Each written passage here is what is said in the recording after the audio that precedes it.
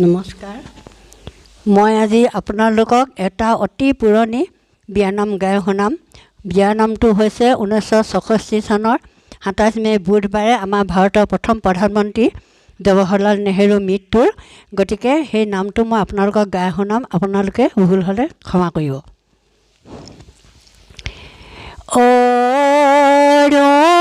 অৰঞ্জন কেনেকৈ পাহৰিম নেহেৰুৰ গুণ। নেহেৰু আছিলে ভাৰতখন ধৰি নিষ্ঠুৰ নিয়তিয়ে নাথাকিল সহি।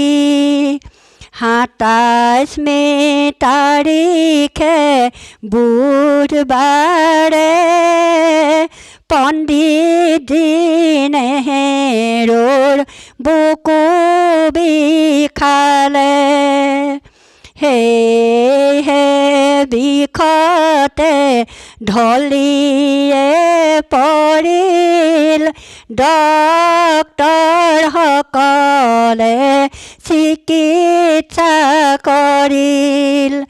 ডেৰাডুনতে নেহেৰু আছিল, অসুখ বেছি হলত দিল্লীলৈ আনিল। দিল্লীত অসুখত বেছিকৈ পৰে, সকলো ডক্তৰে চিকিৎসা কৰে। সকলো চিকিৎসা বিফলে গ'ল, খন্তেকৰ পিছতে মৃত্যু হ'ল। ভৰিত পৰি পৰি ইন্দিৰাই কান্দে, দেহি ঐ দেউতা উলটি নাহে। বিজয়া আছিলে লণ্ডনত বহি, টেলিগ্ৰাম পালে গৈ দাদা নাই বুলি।